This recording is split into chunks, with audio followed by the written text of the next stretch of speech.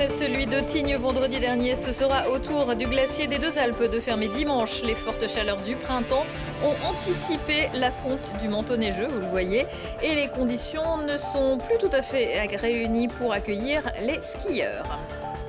Le site de l'INSPE dans le quartier Flaubert à Grenoble n'accueillera, lui, plus d'étudiants à la rentrée 2022. Des ex-salles de classe, restaurants, bibliothèques, gymnases ou espaces sportifs pour lesquels la ville et la sagesse lancent un appel à manifestation d'intérêt, un AMI. Et puis le Covid repart à la hausse, plus de 200 000 contaminations pour la journée de mardi en France et le gouvernement qui demande de se masquer dans les lieux à risque. On va faire le point avec le président du conseil départemental de l'Ordre des médecins, Pascal Jalon. Bonsoir à tous, ravi de vous retrouver dans ce JT du mercredi 6 juillet 2022, du lundi au vendredi à partir de 18h, l'essentiel de l'actualité du Grand Grenoble. Les Alpes en première ligne en matière de réchauffement climatique. 3 jours après l'effondrement d'une partie du glacier de la Marmolada dans les Dolomites en Italie. Les Deux Alpes fermeront leur glacier ce dimanche au lieu du 31 juillet. La SATA, la société d'aménagement touristique qui gère le domaine skiable, l'a annoncé ce mercredi matin. Actuellement, on ne compte que 30 à 40 cm de neige au sommet et à compter du 10 juillet, seuls les piétons pourront continuer à accéder sur le glacier, situé quand même entre 3200 et 3600 mètres d'altitude. Ce qu'il faut comprendre, c'est que nous sommes sur une calotte glaciaire. Et en fait, la calotte glaciaire, sa particularité, c'est que plus on l'enneige, plus on travaille la neige au-dessus de la glace, plus on protège la glace, voire même plus on est capable de reconstruire de la glace. Au vu de ce qui se passe au niveau climatique actuellement, des problématiques de regel la nuit et autres, la neige n'est plus de la qualité qu'elle était en début d'ouverture. C'est le moment de dire qu'il faut qu'on arrête le ski, qu'on redonne au glacier sa capacité à vivre sans tout le travail que l'on fait dessus, parce qu'on n'a pas les bonnes conditions pour travailler dessus. Le ski d'été tel qu'on l'a connu pendant des années, dans les années 80 et 90, où vous aviez 6000 personnes sur le glacier avec une neige où on pouvait descendre jusqu'au 15 août, voire même un peu plus à 2006, ça a disparu, ça n'existera plus. L'idée, c'est de pouvoir passer du ski d'été au ski de printemps et plutôt rester sur le ski du mois de mai et du mois de juin et redonner des conditions au ski club, redonner des conditions aux équipes de France, aux équipes nationales, les Américains, les Anglais, enfin tous les gens qui nous rejoignent sur ce glacier, leur redonner des conditions d'entraînement et de ski dès le mois de mai et dès le mois de juin. Il est clair que les conséquences financières pour l'entreprise sont importantes puisqu'on va arrêter un mois avant l'exploitation du ski. Le changement climatique également au cœur d'une conférence jeudi à Grenoble. Le Conseil scientifique de la capitale verte présentera les risques des conséquences extrêmes, particulièrement les inondations sur le territoire grenoblois. Rendez-vous de 17h30 à 19h dans l'amphi Claude Lorius, le glaciologue, l'amphi du Forum de la Métropole.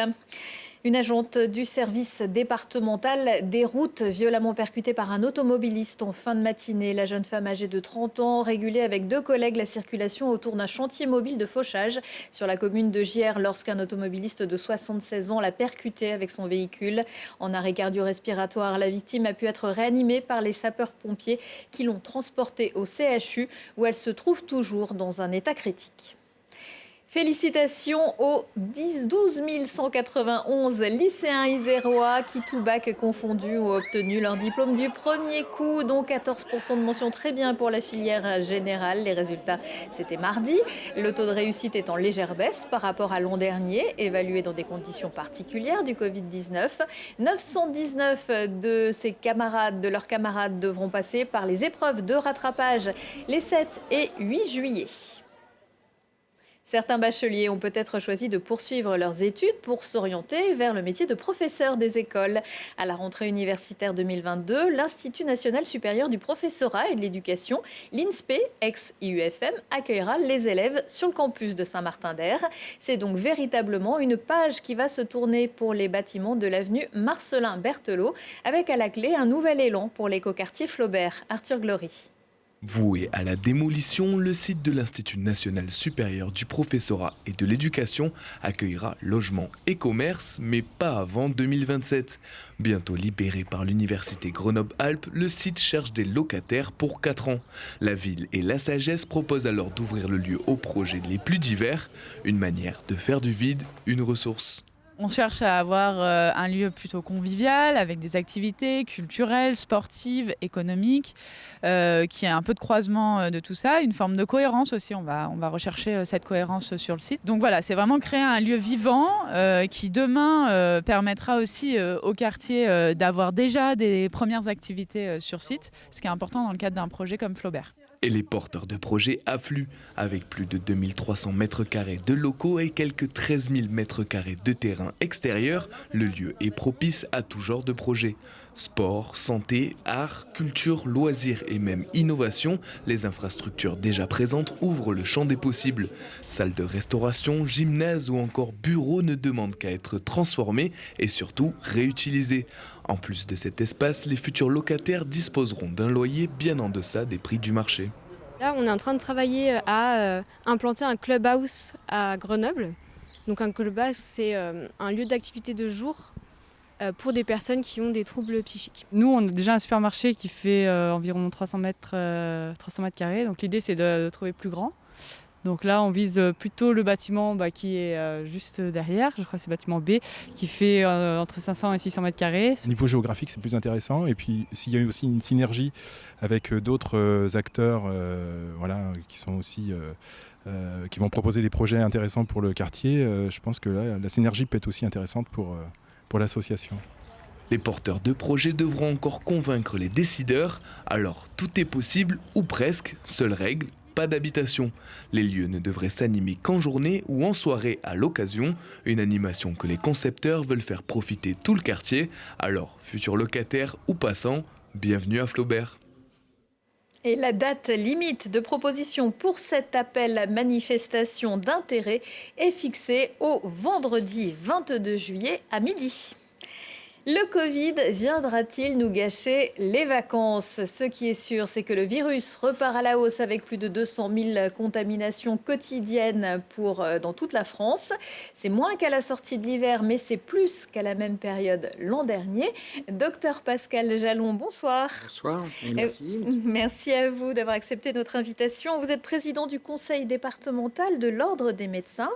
Qu'est-ce qui explique cette flambée des cas? Malheureusement, on n'a pas d'explication. En tout cas, moi, j'en ai pas. Ce qu'on constate, en tout cas, c'est que ça remonte alors qu'en période d'été, normalement, le Covid aurait dû diminuer comme l'année passée. Et là, effectivement, ça est en train d'augmenter. On a un taux d'incidence ici en Isère qui est autour de 900, entre 900 et 1000. C'est des taux ça fait longtemps qu'on ne les avait pas eu aussi importants. Donc c'est un nouveau variant, le BA5, qui est donc plus résistant à la chaleur ambiante, on va dire. Alors on suppose que c'est ça, et puis surtout il est beaucoup plus contagieux. Certes, il est peut-être moins virulent, mais il est beaucoup plus contagieux, d'où l'augmentation du nombre important de contaminés. Voilà, et l'augmentation également du nombre de personnes qui se font tester, parce que si on a des doutes, si on n'est qu'à contact, il faut se faire tester. Alors, normalement, il faut se faire tester. Quand on est qu'à contact, il faut s'isoler et surtout respecter les gestes barrières qu'on rappelle, le port du masque, le lavage des mains, c'est important. C'est important. Est-ce que c'est important de remettre le masque? Le maire de Nice a annoncé aujourd'hui le retour du masque obligatoire dans les transports à compter de lundi. Le gouvernement conseille de porter de nouveau le masque dans les situations un peu critiques où il y a du monde. Vous, qu'est-ce que vous conseillez? Alors, bien sûr, il faut porter le masque quand il y a beaucoup de monde autour de soi, dans les transports en commun. Et je pense qu'il faut vraiment se protéger la population. Et surtout les personnes à risque, puisque en fait, on s'aperçoit que c'est surtout elles qui sont les plus sensibles qu'on hospitalise et qui ont un risque plus important. Le taux d'hospitalisation, pour l'instant, n'est quand même pas trop important. On constate effectivement que le taux d'hospitalisation augmente un tout petit peu, mais c'est à la marge. On n'est pas débordé par les Covid en hospitalisation actuellement. Heureusement, vu la crise des urgences. On va en reparler. Pour les plus fragiles, elle est déjà ouverte, la 4e dose, mais il faut la faire. Voilà, donc on invite toutes les personnes à risque, donc les plus de 65 ans, les patients qui ont des pathologies chroniques, à se faire vacciner.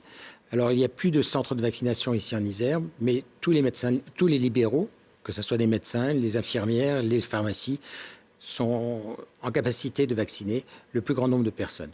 Donc il faut se rendre chez son praticien libéral, on prend un rendez-vous, c'est assez rapide. Voilà, absolument. Et puis il y a de moins en moins d'effets secondaires, vous me disiez. Voilà, hein, il n'y a plus d'effets secondaires, il n'y a pas d'effets secondaires avec le vaccin, ou très peu, et il est absolument bien supporté, il n'y a pas de souci. Est-ce que ce sera la dernière dose ? Certainement pas. Certainement pas. Hein. Donc, on est en train de travailler sur une 5e dose qui sera sans doute faite en même temps que la grippe. Pardon. Et voilà. Donc, c'est pour ça qu'il faut se faire vacciner maintenant de la 4e dose, puisque entre la 4e et la 5e dose, il faudra attendre en gros 3 mois. Et si on se fait vacciner maintenant de la 4e dose, la 5e dose pourra se faire au début de l'automne. Alors, vous le disiez, le système de santé, on peut dire que c'est pas la grande forme. Les urgences du CHU de Grenoble fonctionnent en mode dégradé depuis la fin du mois de juin, c'est-à-dire qu'elles ne prennent plus que les urgences vitales, la pédiatrie gynécologique de 20h à 8h. Les autorités appellent à se tourner vers les médecins libéraux avant que ça ne soit trop grave. Est-ce que vous avez déjà constaté ces effets ?